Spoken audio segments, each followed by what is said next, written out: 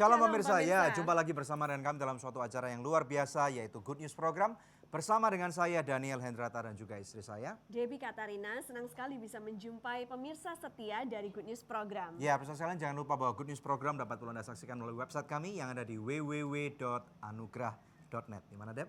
Di www.anugrah.net, dan bila ada di antara pemirsa yang memerlukan bantuan doa atau konseling, Anda boleh menghubungi kami di nomor-nomor telepon yang tertera di layar kaca pemirsa sekalian. Ya pemirsa sekalian, kita tahu bahwa sepanjang Good News Program telah mengudara, puji nama Tuhan, kami mempunyai suatu acara yang sangat spesial yang bernama Church Makeover, yaitu suatu acara yang kami dedikasikan untuk membantu gereja-gereja yang ada di seluruh penjuru Indonesia, suatu program yang membantu tubuh Kristus ya Deb ya. Betul. Dimana kita tahu bahwa di Indonesia ini banyak sekali gereja-gereja yang masih di bawah taraf kekurangan ya.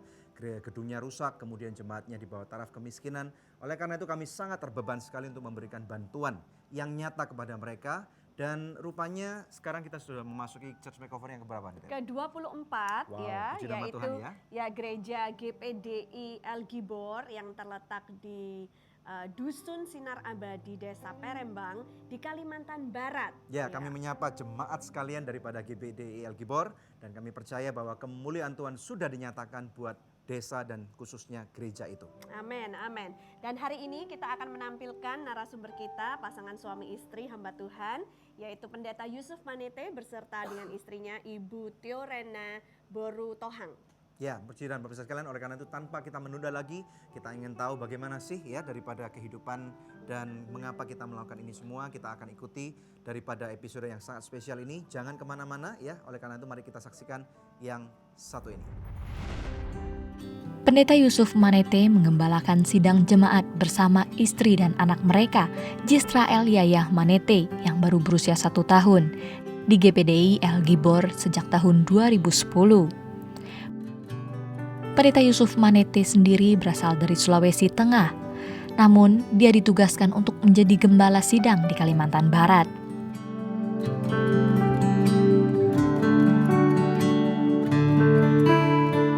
Meskipun banyak tantangan, Pendeta Yusuf Manete tetap melayani Tuhan dengan sungguh-sungguh sambil melakukan kunjungan ke rumah jemaat dan berdoa berkeliling bagi jemaat yang sakit.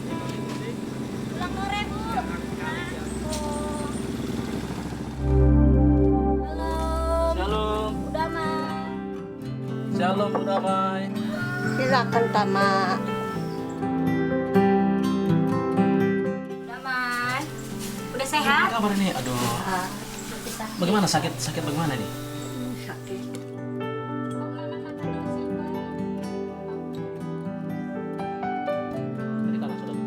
Dalam nama Tuhan Yesus kami bersyukur. Ini doa kami dan kami sumpahkan di dalam nama Tuhan Yesus Kristus. Haleluya.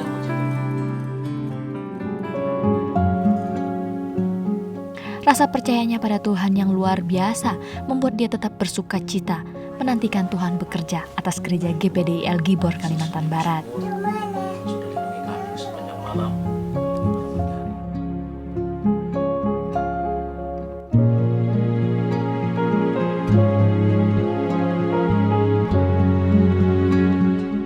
Kurang lebih 4 tahun di Desa Perembang itu yang kami layani ini, keadaan hidup dari desa ini ataupun secara khusus jemaat perekonomian mereka yang mana ini turut mempengaruhi kehidupan dari kami hamba Tuhan gembala.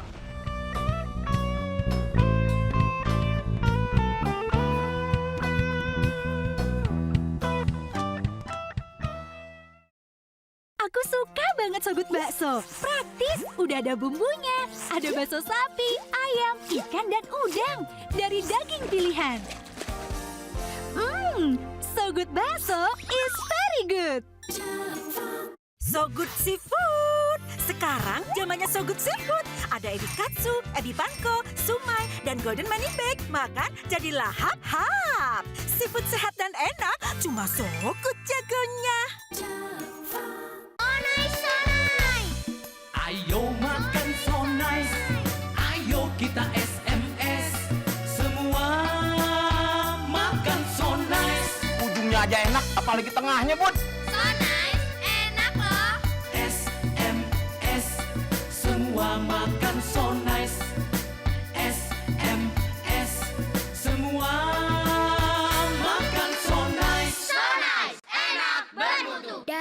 good food.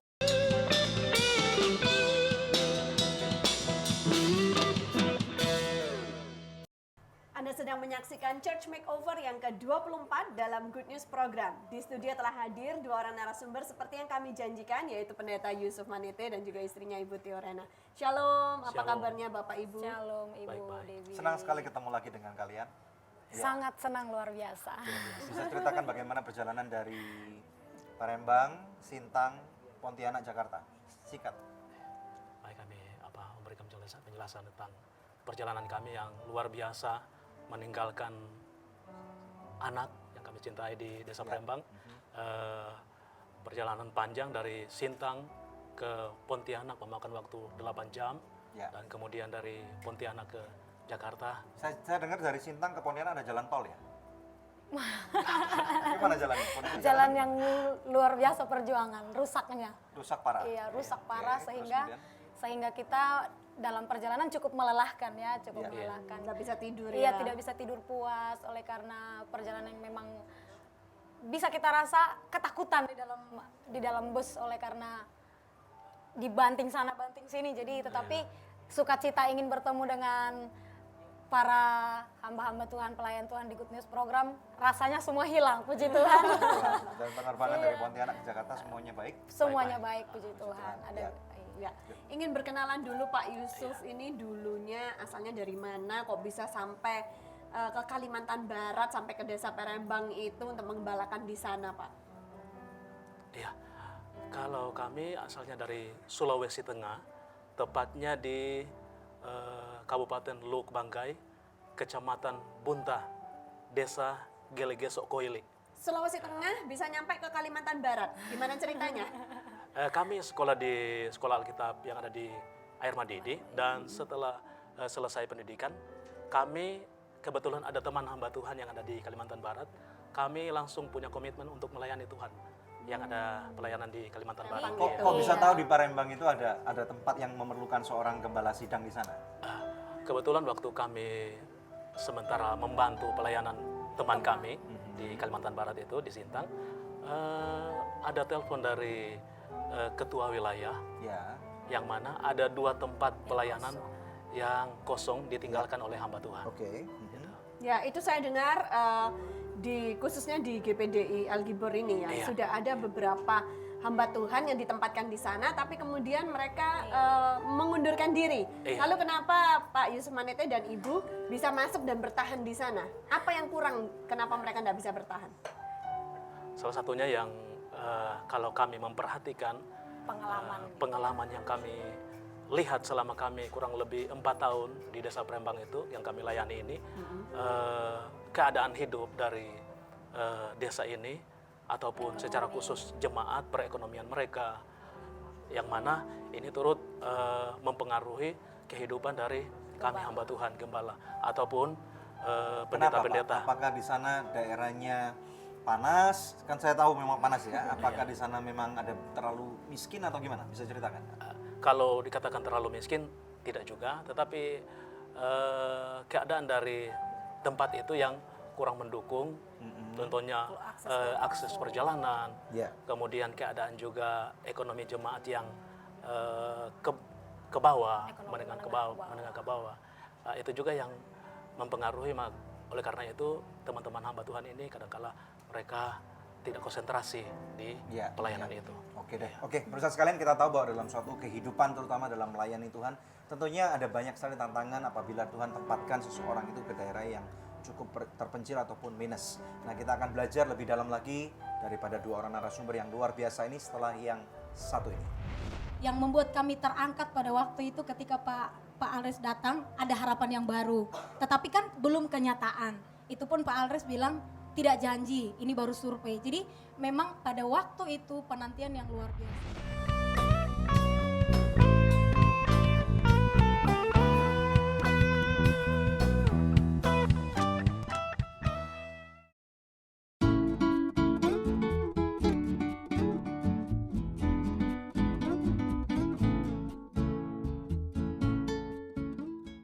Terima kasih pemirsa untuk setiap dukungan yang Anda berikan buat Good News Program selama 9 tahun ini.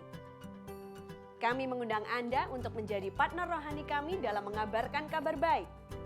Hubungi kami di nomor telepon yang tertera di layar kaca pemirsa, atau Anda juga dapat memberikan taburan Anda di nomor rekening yang berikut ini.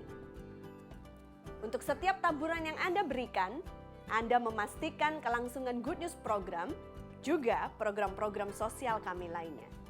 Terima kasih dan Tuhan Yesus memberkati.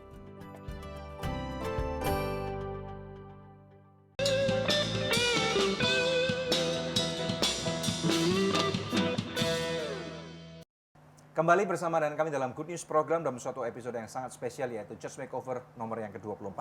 Dan bersama dengan kami saat ini ada di studio bersama dengan seorang narasumber yang lain, yaitu Saudara Alders Daniel Panebaran, seorang daripada koordinator lapangan Church Makeover dari Anugerah Ministries. Silakan, Dan. Ya, Shalom Alders. Shalom, Bu Dewi. Oke, nah mau bertanya kepada Alders dulu. Ketika kamu pertama kali survei di lapangan, melihat gedung gereja mereka, GBDI Elgibor itu seperti apa?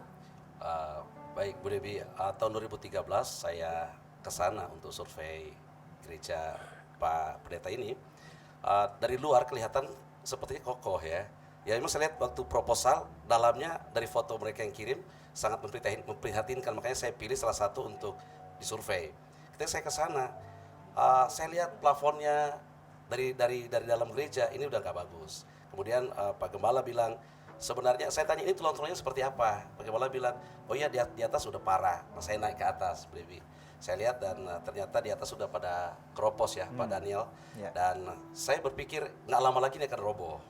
Gitu. Kemudian saya tanya, ini gereja dibangunnya ada fondasi apa tidak? Mereka bilang tidak ada fondasi. Memang saya cek juga mengenai ada fondasi, sempat saya gali sedikit. Yeah. Oh ini cuma kayu yang ditaruh terus diplester sama mereka. Jadi bangunan istilahnya sementara darurat ya. Darurat. Yang penting ada tempat ya. ibadah, Pak Daniel. Bagaimana dengan dindingnya? Ya dindingnya ternyata saya juga tanya ini terbuat dari seperti cakep sebenarnya sih. Kelihatan kokoh tapi ternyata saya ketok itu kopong ya. Ternyata hanya dari semacam kawat nyamuk yang ditempel kemudian ditemplokin semen kemudian diplester dengan rapi, kelihatan rapi tapi ternyata kalau misalnya saya tanya Pak Gembala, kalau kena hujan gimana? Kalau hujan gede sih bisa tembus katanya gitu. Air bisa masuk, Air bisa lewat masuk ke pori-pori dalam. semennya. Kalau rumah mereka bagaimana? Rumah mereka juga ya ada sih rumah waktu itu cuman masih kasar ya, tidak layak lah sebenarnya. Kamar mandi juga belum bagus waktu itu. Kemudian ya udah akhirnya saya usulkan ke Pak Daniel, bisa sekalian dengan rumah tapi kalau misalnya memungkinkan, karena saya melihat saat memperhatikan kamar-kamarnya juga ya sangat kasihan lah lihatnya gitu.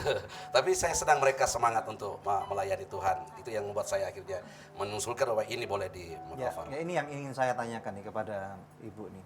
Apa yang membuat kalian waktu itu bertahan gitu loh, kok sampai tidak pindah gitu loh?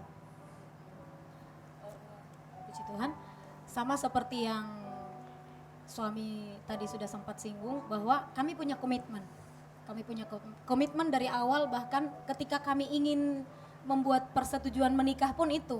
Saya harus menikah dengan orang yang memang benar melayani di saat keadaan apapun, tidak akan menyerah. Tersusah apapun? Nah, keadaan tersusah apapun, karena kami pegang ayat firman Tuhan pribadi, saya pribadi ingat firman Tuhan katakan, tidak ada yang bisa memisahkan kita dari kasih Kristus, kemiskinan, keterpurukan, penyakit, apapun. Amen. Jadi saya merasa percuma saya selama ini dengan susah-susah belajar firman Tuhan, tapi ujungnya nanti menikah tidak melayani. Yeah. Jadi memang itu sudah komitmen dari awal. Jadi ketika terjun ke pelayanan, menghadapi berbagai macam tantangan yang kami hadapi, khususnya dalam segi keadaan ekonomi, waktu mengandung anak saya yang pertama, yang sekarang ini masih satu ya, anak kami ini bisa saya katakan ya secara dunia kami termasuk orang yang bodoh. Mungkin kalau orang dunia bilang kalian bodoh gitu. Kenapa? Ada banyak perusahaan untuk bisa kalian tinggalkan itu pelayanan untuk bisa mencari nafkah. Tetapi kenapa kalian bertahan di situ tanpa ada persiapan apapun? Ini anak pertama loh. Harusnya suasana-suasana yang sangat membahagiakan ya. Tetapi untuk saya pribadi waktu itu bisa saya katakan ini suasana yang sangat memprihatinkan. Saya punya komitmen tidak akan pernah meminta sepeser pun kepada orang tua. Karena ketika saya cerita kepada orang tua maka kami mempermalukan Tuhan. Kami tidak diberkati dong berarti. Ketika kami, bukan berarti orang tua tidak mampu untuk menopang kami. pasti mereka mampu menopang kami. Tetapi Susahnya seperti apa pada waktu kehamilan? bayangkan Pak Hendrata, Pak Debi, jangankan untuk persiapan kelahiran anak. Untuk saya, untuk saya beli baju daster 1 biji pun tidak bisa. Bisa Ibu Debi bayangkan, saya mengandung anak usia 7 bulan. Jangankan untuk persiapan bayi lahir, beli baju daster 1 pun tidak bisa. Karena kami bukan merendahkan jemaat kami bangga melayani di sana. Kami mohon maaf kalau ada jemaat yang menyaksikan tayangan ini, kami tidak merendahkan, kami bangga. Tetapi memang inilah fakta keadaan yang dihadapi Kondisi oleh jemaat. sebenar-benarnya. Ya. Kalau ada berkat yang kami terima dari jemaat berupa persembahan begitu, hanya cukup belanja 1 hari pada waktu itu. Belanja 1 hari. Kami waktu itu harus ada yang kami biayai listrik, ada motor yang kami kredit karena kalau tidak ada motor kami tidak bisa ikut kegiatan pelayanan. Iya, tidak bisa kemana-mana. Jadi bayangkan bagaimana cara kami menyelesaikan semuanya ini. Belum mempersiapkan untuk anak. Tambah lagi pada waktu itu kami dapat berita dari orang tua dari Luwuk, dari Sulawesi, bahwa bapak mertua saya dalam keadaan kondisi sakit parah ya. Bahkan mereka sudah katakan kalau masih ingin ketemu dengan bapak secepat mungkin datang. Seperti yang sudah saya saksikan tadi, sementara dalam keadaan yang seperti itu. Sampai berlalu, sampai anak kami lahir, kami tetap masih mengalami, tetapi puji Tuhan, komitmen melayani itu tadi, seperti yang kami katakan, Tuhan kami hidup. Tepat pada hari anak kami dilahirkan, ini sudah jawaban dari Tuhan, tepat pada hari anak kami akan lahir, bahkan sudah masuk ruang bersalin, belum kami melihat bagaimana Tuhan akan menjawab. Hanya dengan pasrah sungguh bahwa Tuhan punya waktu yang tepat. Haleluya. Bahwa Tuhan punya waktu yang tepat. Pada waktu itu suami saya katakan, Ma, fokus dengan melahirkan, soal biaya, soal segala sesuatunya, serahkan pada Tuhan. Nah ini saya ingin tanya nih kepada Pak Yusuf nih. Nah pada waktu Anda ngomong seperti itu, sebenarnya dalam hatimu seperti apa? Dalam hati saya punya Tuhan yang kami layani. Jadi yang kami layani ini bukan manusia. Yang kami layani ini adalah Tuhan. Jadi saya secara pribadi saya percaya bahwa Tuhan yang akan memberkati kami.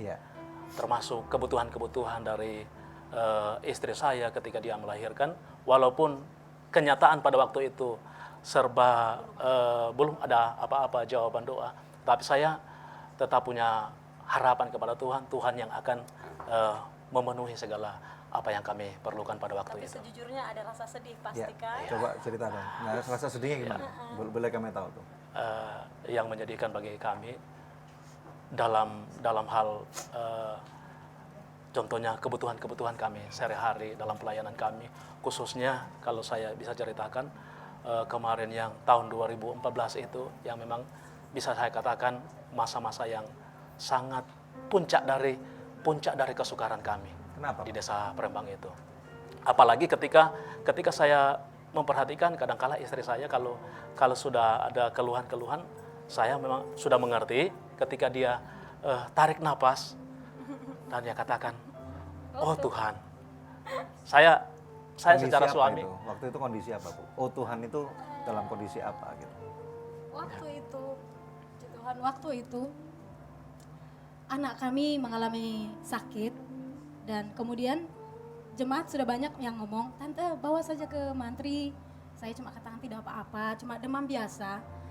Berdoa saja Tuhan nanti kasih sehat. Sebenarnya saya bicara seperti ini sudah bercampur antara yakin atau tidak Tuhan bisa sembuhkan tanpa melalui mantri, antara yakin atau tidak. Tetapi di hati kecil saya katakan seperti ini, Tuhan, saya belajar untuk memperkatakan iman, kalaupun sebenarnya saat ini kondisi saya sudah mulai agak goyang begitu. Jadi saya katakan tidak apa-apa, seolah-olah saya menunjukkan iman, padahal sebenarnya karena ketidakadaan. Uangnya tinggal berapa sih waktu itu? Waktu itu bisa dikatakan kami hanya berharap nanti untuk hari Minggu lagi. Jadi memang sudah tidak ada. Sudah tidak ada uang? Sudah tidak ada. Tinggal 0 mengharap. rupiah? Iya, 0 rupiah. betul. Tinggal mengharap nanti minggu depan ibadah lagi ada sedikit berkat. Kalau belum Tuhan kasih kesembuhan, baru nanti tunggu ibadah selesai dulu baru kita bisa bawa ke mantri. Oke, kita akan lanjutkan setelah break ya. Tapi pemirsa, Sekarang kita mau menyaksikan satu tayangan singkat tentang bagaimana kondisi gedung gereja mereka sebelum di makeover, juga tentang jemaat mereka yang mereka gembalakan. Mari kita saksikan bersama-sama. GPDI El Gibor berada di Provinsi Kalimantan Barat. Untuk mencapainya, kami pertama-tama naik pesawat menuju Pontianak, kurang lebih selama 1,5 jam. Kemudian dari Pontianak, kami menunggu Kalstar, pesawat kecil menuju ke Sintang dengan waktu tempuh kurang lebih 30 menit.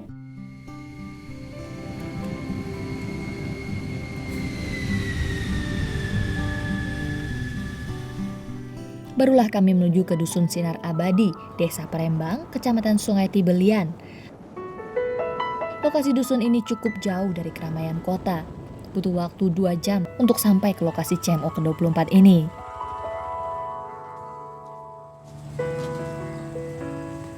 GPDI El Gibor telah berdiri sejak era 1980-an dan mengalami pergantian gembala berkali-kali. Namun sejak Pendeta Yusuf Manete menjabat sebagai gembala di sana, beliau memiliki kerinduan untuk merenovasi tempat ibadah mereka.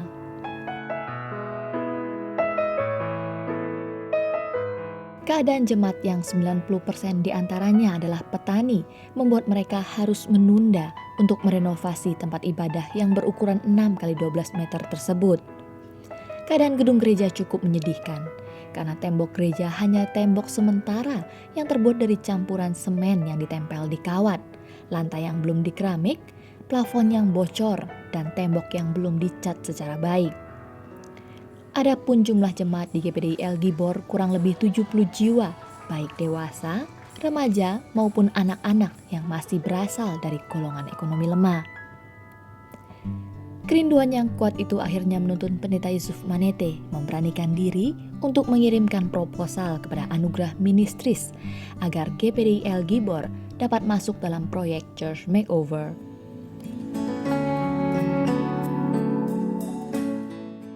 Akhirnya kesetiaan pelayanan Pendeta Yusuf Manete membuahkan hasil. Setelah tim Anugerah Ministries melakukan survei, terpilihlah GPDI El Gibor Desa Prembang, Kalimantan Barat ini sebagai proyek Church Makeover yang ke-24. You have been gracious, you have been faithful, meeting my needs. Lord, it's so plain to see. You have been good.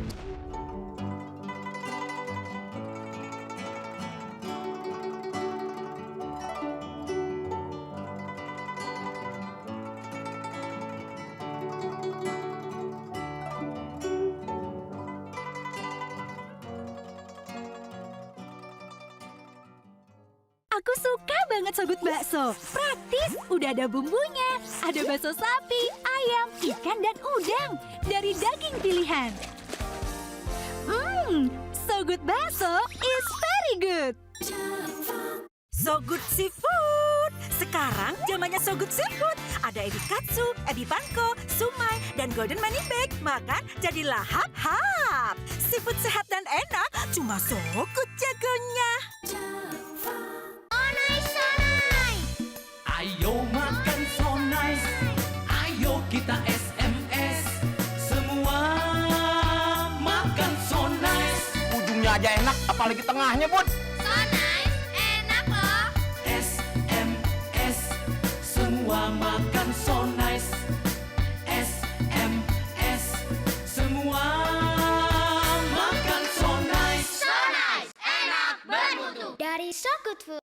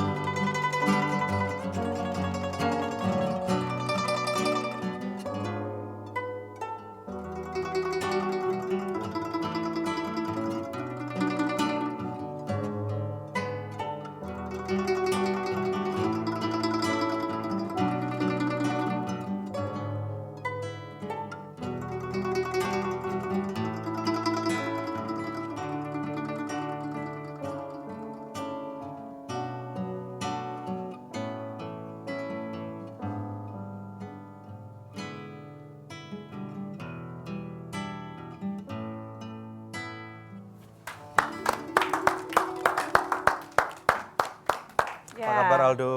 Ya. Ada Aldo dan teman-temannya. Bersama dengan teman-temannya. Aldo bisa kenalkan dulu teman-temannya? Ya, bisa. Ini teman saya Inka, dia yang main kucing tadi. Terus ini ada Prima, dia pemain piano kami. Ya, oke. Bagaimana kok kalian bisa menjadi satu kelompok seperti ini? Pertamanya sih sebenarnya ini waktu itu saya kan ada recital di UPH untuk project. Kalau musik kan harus ada recital. Nah, untuk saya usung lagu yang ada di sini itu judulnya Sakura. Nah, pertama saya cuma dengan Kujang.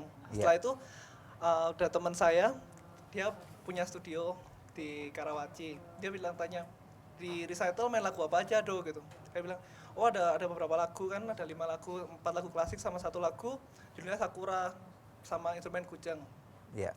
Terus teman saya bilang gini, lo itu kan unik gitu.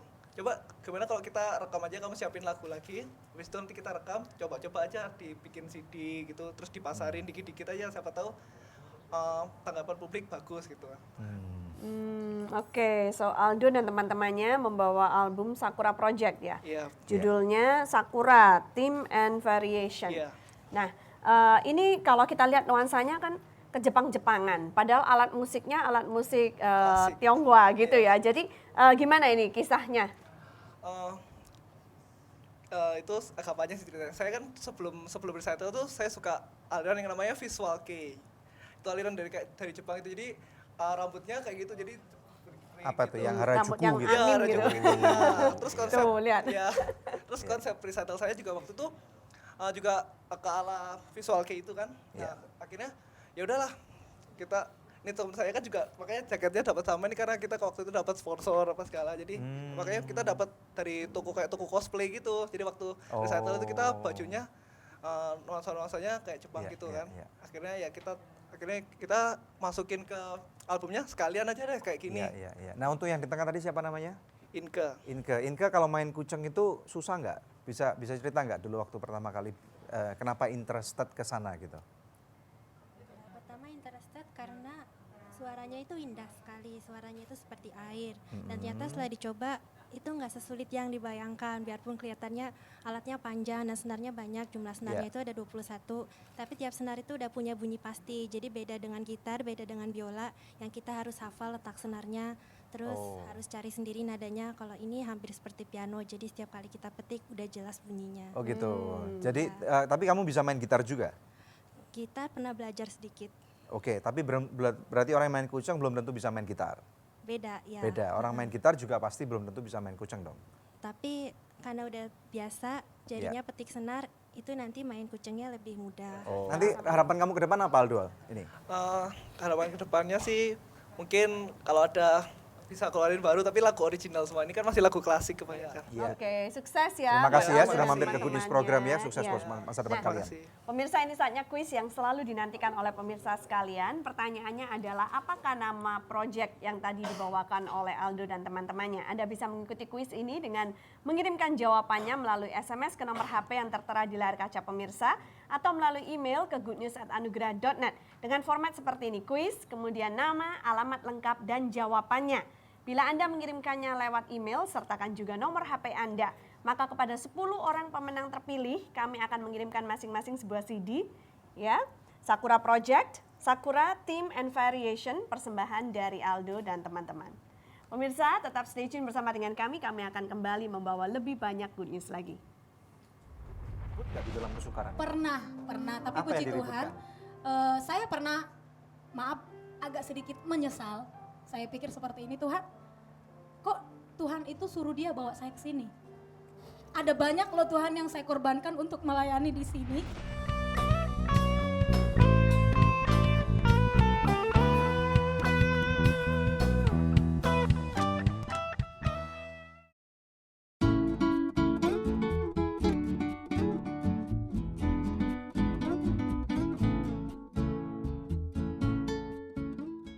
Terima kasih pemirsa untuk setiap dukungan yang Anda berikan buat Good News Program selama 9 tahun ini. Kami mengundang Anda untuk menjadi partner rohani kami dalam mengabarkan kabar baik. Hubungi kami di nomor telepon yang tertera di layar kaca pemirsa, atau Anda juga dapat memberikan taburan Anda di nomor rekening yang berikut ini. Untuk setiap taburan yang Anda berikan, Anda memastikan kelangsungan Good News Program juga program-program sosial kami lainnya. Terima kasih dan Tuhan Yesus memberkati.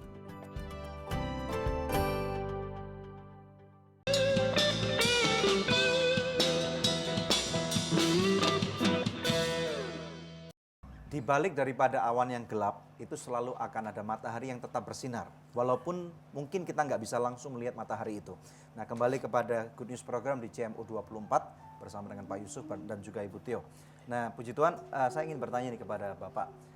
Bagaimana perasaan kalian pada waktu kami atau Pak Alders menelpon waktu itu bahwa kami akan make over gereja kalian gitu. Ya. Kami beritahukan kepada jemaat, mereka juga ada sukacita yang baru, ada semangat yang baru. Terima telepon siapa? Pak Yusuf atau Bu Tio? Waktu itu ketika ditelepon yang menerima telepon itu kami sendiri. Yang kemudian waktu Ibu mendengar perasaannya gimana tuh? Bisa ungkapkan, bisa maksudnya cuma wow. Kalau teriak-teriak nggak waktu itu? Bukan hanya teriak-teriak, bahkan mungkin kalau orang pikir kok senang kok malah nangis gitu ya. Justru saya sih tidak teriak-teriak, saya hanya terdiam tapi tidak terasa saya menangis. Kenapa saya menangis? Karena saya pikir seperti ini, karena sebelumnya saya pernah marah sama Tuhan, bahkan suami saya sempat tegur saya dengan begitu keras. Saya katakan, Tuhan, orang tua saya punya kalimat yang seakan jadi beban, tapi kadangkala jadi motivasi juga buat saya. Mama saya sering bilang begini, nak, kamu itu melayani Tuhan. Dunia ini, orang yang bekerja di dunia ini, bekerja sekecil apapun mereka punya bos, pasti akan pikirkan karyawannya. Kalian itu karyawannya bos yang paling tinggi. Jadi kami sebagai orang tua percaya kalian pasti akan bos yang di atas itu pasti akan tanggung jawab. Ya, amin. Jadi ketika saya mengalami keterpurukan itu, justru kalimat ini jadi seakan beban ya Bu ya. Tuhan, mama saya tunggu kapan saya diangkat. Jangan gara-gara kami melihat keadaan kami, mendengar keadaan kami, orang tua saya justru drop. Saya tidak mau, kami mau jadi berkat, bukan jadi bikin mereka lemah gitu. Jadi ketika saya marah kepada Tuhan, katakan, Tuhan, ini kalimat yang mama saya bilang, mana buktinya? Begitu, mana buktinya? Sampai suami katakan, Ma, sadar, kamu tuh lagi bicara dengan siapa? Kamu tuh lagi bicara dengan Tuhan, dengan bos, tidak boleh bicara seperti itu. Tapi kalian sendiri pernah ribut gak di dalam kesukaran? Pernah, tapi apa puji Tuhan, saya pernah, agak sedikit menyesal. Saya pikir seperti ini, Tuhan, kok Tuhan itu suruh dia bawa saya ke sini? Ada banyak Tuhan yang saya korbankan untuk melayani di sini. Ada banyak, termasuk keluarga saya tidak setuju saya melayani di Kepulauan Kalimantan. Tidak setuju. Ada begitu banyak daerah di Sumatera, kenapa harus ke Kalimantan? Karena mereka juga mungkin agak sedikit khawatir daerah Kalimantan seperti apa begitu. Tetapi dengan begitu semangat saya katakan kepada orang tua, percaya kami melayani Tuhan. Jadi untuk membuktikan kata-kata saya inilah yang membuat saya sempat marah sama Tuhan. Saya katakan, Tuhan, mana buktinya? Saya ingin buktikan kepada keluarga, kepada semua orang bahwa selama ini di daerah kami, khususnya di perkampungan kami, orang mengukur. Jadi pendeta itu tidak mungkin bisa bertahan hidup. Bagaimana sekarang dampaknya pada saat gereja sedang proses di makeover setelah selesai? Bagaimana dampaknya? Kami sangat bersyukur sekali kepada Tuhan ketika pertama jemaat kami mendengar dan kami sampaikan kepada jemaat, ya bisa kami katakan 50% yang selama ini belum kami lihat, langsung kami bisa lihat, kami saksikan bagaimana jemaat sudah mulai, yang tidak pernah datang mulai datang, yang tidak pernah yang sebelumnya kami hanya dapat persembahan kolekte mungkin ya bisa dikatakan di bawah, tetapi ketika kami nyatakan bahwa orang di luar sana memikirkan kami, khususnya sebagai gembala, memikirkan kita. Kenapa kita tidak? Mulai hari itu bahkan sampai makeover berjalan sampai selesai kemarin peresmian Pak Aldres dengan Pak Henrata sudah lihat bagaimana antusias dari jemaat. Puji Tuhan ada begitu banyak perubahan yang kami alami. Apa aja Aldres yang kita rubah? Yang kita rubah di sana yang pertama adalah pondasi tentu saja, kemudian plafon. Ya karena juga lantainya waktu itu hanya di floor ya, jadi kita ganti keramik yang bagus. Kemudian ternyata temboknya juga kita bangun pakai bata, Bu. Jadi nggak pakai sarang nyamuk lagi. Nggak pakai kawat nyamuk lagi. Terus ketika beliau tanya, bagaimana Pak, bisa nggak kami dapatkan untuk pastori? Sudah berdoa Pak. Ya, semoga Tuhan akan bekerja dengan ajaibnya. Dan ternyata memang kita sudah siapkan pastori juga kita kamar-kamarnya ada berapa kamar? 3 kamar, 2 kamar, sorry. 2 kamar, kemudian kamar mandi pun kita keramik dan plafon pastori, plaster pastori, semuanya jadi bagus dan mungkin itu tempat yang paling bagus di daerah Palembang. Kemuliaan buat Tuhan Yesus ya. Mungkin pemirsa sedang bertanya-tanya seperti apa jadinya paling bagus di daerah Palembang ya. Kita saksikan sama-sama, kita lihat satu tayangan video klip yang ini.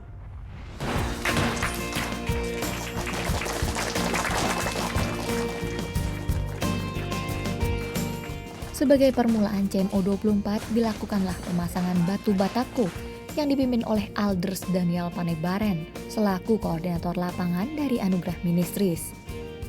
Dalam proyek CMO 24 ini kami bukan hanya melakukan makeover pada gedung gereja, tetapi juga pada pastori mereka.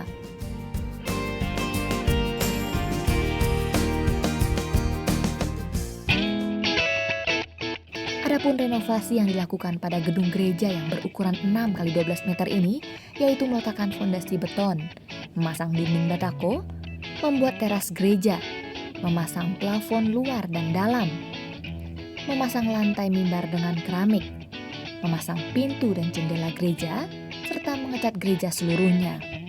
Sedangkan pada pastori, Anugerah Ministries turut membantu memplester dinding, memasang keramik pada lantai dan kamar mandi, memasang plafon luar dan dalam, serta mengecat seluruh bangunan pastori.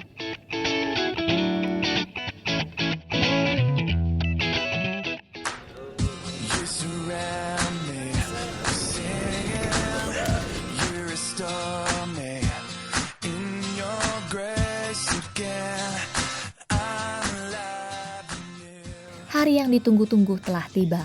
5 Mei 2015, Anugerah Ministries meresmikan gedung gereja GPDI El Gibor. Acara peresmian diadakan sore hari. Jadi pesan saya, tolong supaya rumah ibadah ini dijaga dengan baik. Gereja ini gedungnya dijaga dengan baik supaya tidak kotor, tidak cepat rusak. Dan yang lebih penting lagi adalah supaya gereja ini bisa berfungsi seperti yang firman Tuhan ingini, yaitu supaya ada banyak jiwa-jiwa yang bertobat.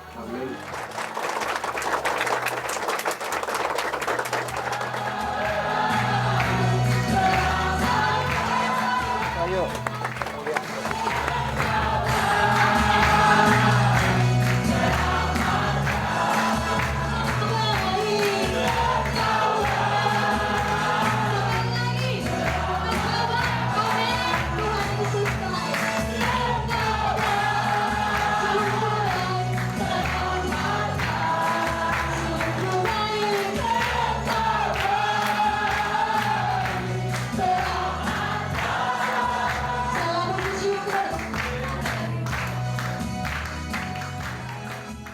Jemaat yang hadir sangat antusias saat memuji dan menyembah Tuhan.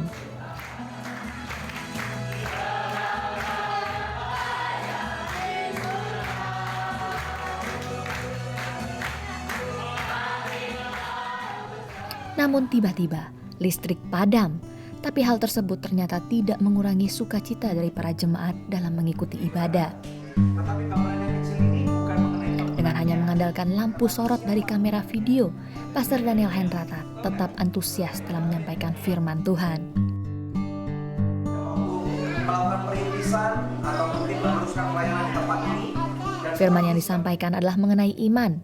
Kalau di dalam kehidupan kita mempunyai batu karang yang teguh ini, wow. Saudara dan saya, kita akan berjalan dengan penuh keyakinan. Betul saudara? Walaupun tinggal di pelosok, tetapi saudara harus percaya bahwa engkau dicinta Tuhan.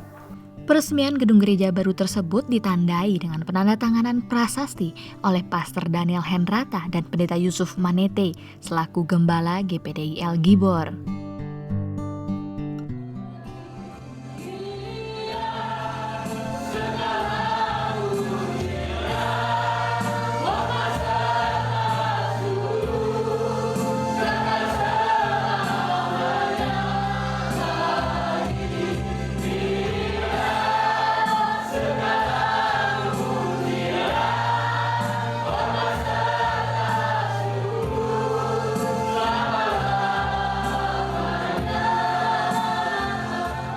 Kiranya nama Tuhan semakin dipermuliakan melalui pelayanan GPDI El Gibor.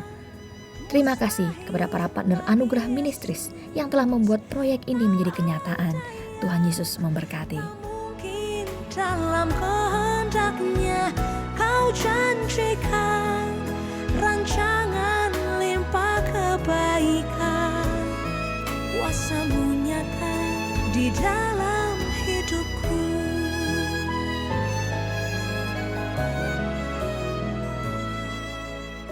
Puji Tuhan, terima kasih buat kesempatan yang diberikan kepada kami. Kami Gembala Sidang GPDI El Gibor Prembang. Saya Pendeta Yusuf Manete bersama dengan istri saya Yorena Burutohang.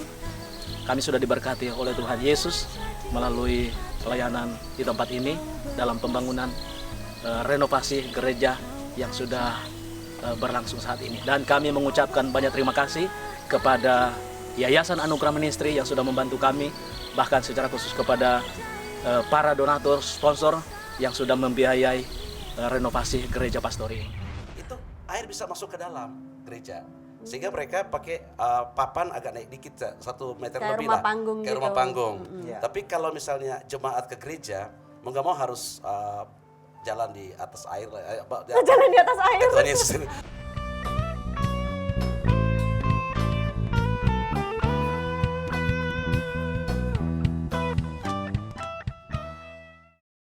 Aku suka banget Sogut bakso. Praktis, udah ada bumbunya. Ada bakso sapi, ayam, ikan, dan udang. Dari daging pilihan.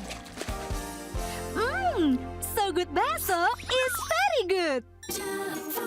Sogut Seafood. Sekarang zamannya Sogut Seafood. Ada ebi katsu, ebi panko, sumai, dan golden money bag. Makan jadi lahap-hap. Seafood sehat dan enak, cuma Sogut jagonya. Ayo makan so nice, ayo kita SMS, semua makan so nice. Ujungnya aja enak, apalagi tengahnya, Bud. So nice, enak loh. SMS, semua makan so nice. SMS, semua makan so nice. So nice, enak, bermutu. Dari So Good Food.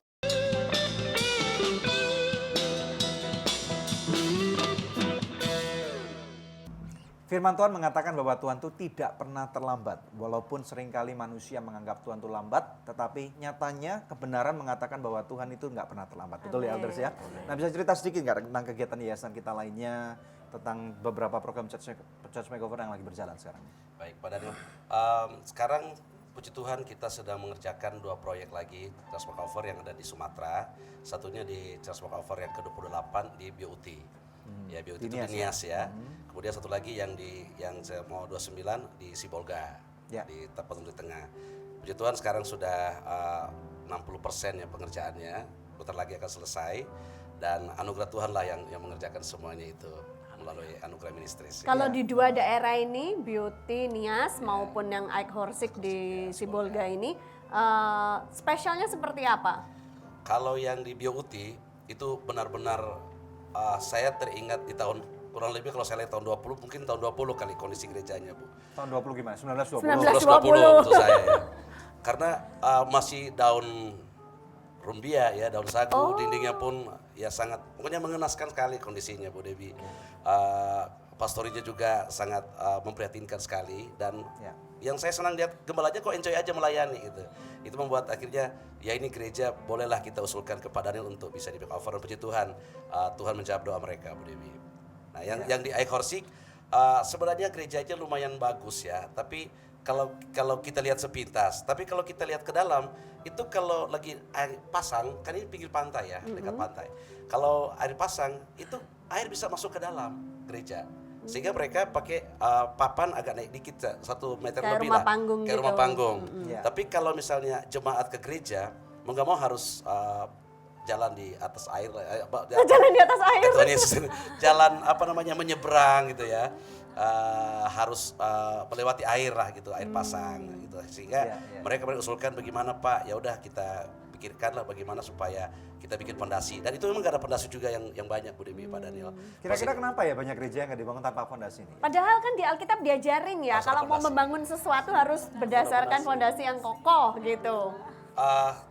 Kalau menurut penelitian saya selama ini ya, itu rata-rata pengen cepat-cepat punya tempat ibadah aja, Pak. Nah, mungkin nggak cukup dananya untuk bikin Yang penting fondasi. jemaat bisa ada tempat ibadah. Ini kalau kita kembali ya, maksudnya kalau kita mau boleh pelajari ini. Ini nyata-nyata bahwa semestinya ini terjadi, makeover ini berjalan karena kebaikan Tuhan, betul nggak? Amin. Nah dari pengalaman Pak Yusuf bisa nggak seperti itu, kita konfirmasi benar ini karena kebaikan Tuhan gitu? Iya, tidak terbesit sedikit pun dalam pikiran kami untuk kami tiba-tiba diberkati melalui Yayasan Anugerah Ministry ini. Tetapi ketika tiba-tiba kami ditelepon, kami juga sebelumnya mengirimkan proposal, hal yang luar biasa, yang tadinya tidak ada dalam pikiran kami, tetapi tiba-tiba kami ditelepon untuk diberkati melalui program Church Makeover ini, dan itu hal yang mustahil bagi kami. Ya, puji kami Tuhan. tidak bisa pikirkan lebih. Artinya begini, Iya. kalau dari apa namanya syarat yang selama ini kita saksikan di Good News program, kayaknya kami tidak mungkin deh. Nah, jadi tetapi tidak apa-apa dengan pengharapan kita coba. Kita kan firman Tuhan suruh kita bekerja, berusaha. Apa yang bisa kita usahakan hari ini kita usahakan ya, jalankan yuk. Selebihnya urusannya Tuhan. Betul. Nah, jadi ketika kami masukkan proposal, memang tidak begitu yakin benar, tapi tetap didoakan. Terserah Tuhan, kami sudah berusaha, selebihnya Tuhan yang atur. Karena kami baca persyaratan di yang biasa ya Bu Debi ada tayangkan, kami merasa kami belum itu. Nggak memenuhi syarat. Belum memenuhi syarat. Tapi kok waktu ditelepon bahkan sudah jadi renovasi, kami merasa sama seperti yang Pak Hendra katakan tadi, semua campur tangan Tuhan. Betul. Haleluya. Siapa yang kenal kami kan? Ya. Betul. Terima kasih. Yuk silakan. Ya. Nah, pemirsa, sebelum kita jedah sebentar, ada doa yang sudah terjawab yang rindu saya bacakan buat pemirsa sekalian. Dari seorang ibu di Minahasa Utara, Sulawesi Utara ya, seorang ibu berusia 61 tahun yang tadinya berniat ingin operasi, tetapi dia membatalkan rencananya karena telah mengalami terobosan. Berikut SMS yang dia kirimkan. Shalom, good news, puji syukur karena saya sudah sembuh dari sakit batu empedu yang sudah saya alami selama 4 tahun. Terima kasih atas bantuan doanya. Tuhan Yesus memberkati. Tuhan Yesus memberkati Ibu. Pemirsa, masih adakah di antara pemirsa yang memerlukan bantuan doa atau konseling? Hubungi kami di nomor-nomor telepon yang tertera di layar kaca pemirsa sekalian. Karena Tuhan sanggup menjawab pergumulan Anda apapun juga bentuknya. Pemirsa, tetap stay tune bersama dengan kami akan kembali lagi dalam Good News Program. Menentu gitu ya, ganti pemerintah, ganti iklim bisnis ya, tentunya nggak mudah. Kemudian bagaimana dalam dunia pelayanan, orang-orang seperti Pak Yusuf dan para hamba Tuhan lainnya yang mungkin harus bertahan di dalam kesukaran. Nah,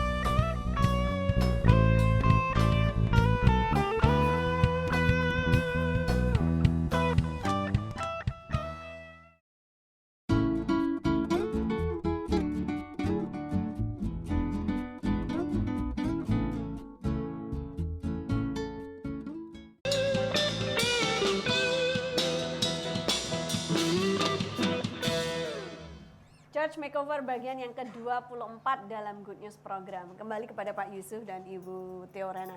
Bisakah Bapak memberikan kata-kata dorongan kepada pemirsa di rumah? Mungkin ada hamba-hamba Tuhan lain yang juga menyaksikan, yang masih dalam pergumulan, yang belum dijawab doanya oleh Tuhan, yang nunggu gerejanya di makeover tapi belum ada bantuan datang. Silakan Bapak. Baik Ibu Debbie, kami untuk mendapatkan berkat melalui Yayasan Anugerah Ministry dalam Church Makeover ini, kami memerlukan waktu untuk berdoa selama 3 tahun.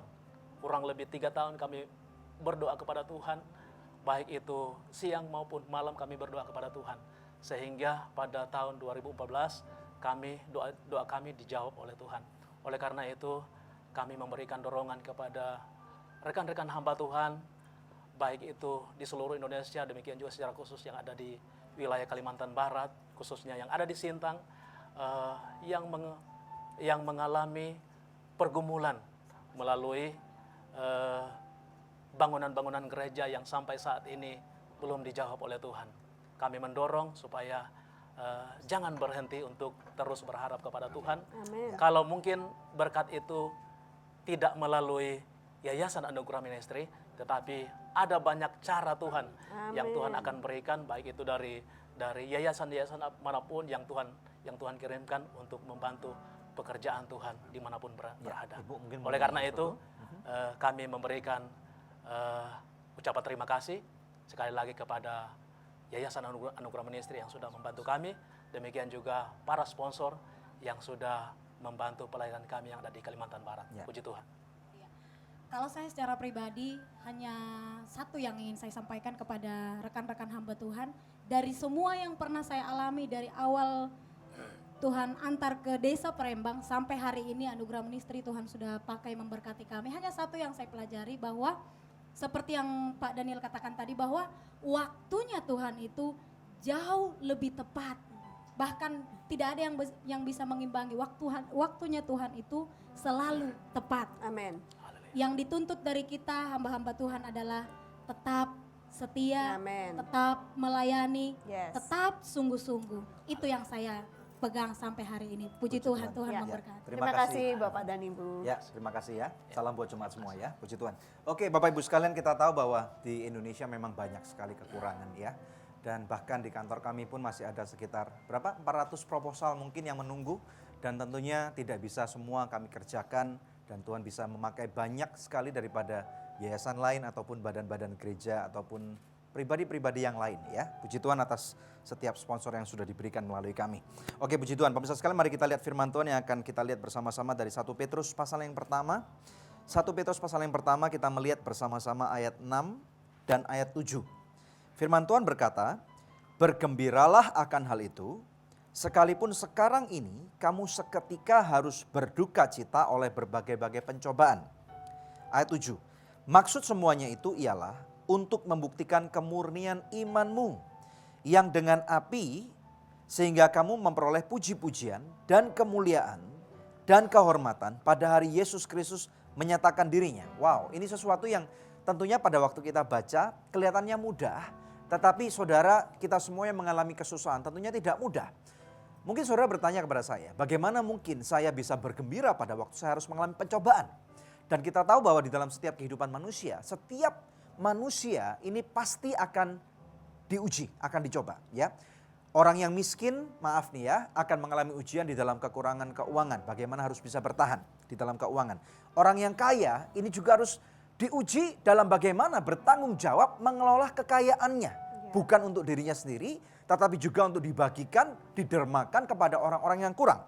Bagaimana dengan orang yang sakit? Saya pernah bertemu dengan orang yang kelihatannya semuanya tuntas sehat. Tetapi tiba-tiba sakit kanker, sakit ini dan itu, ataupun terlibat kecelakaan yang tidak disengaja.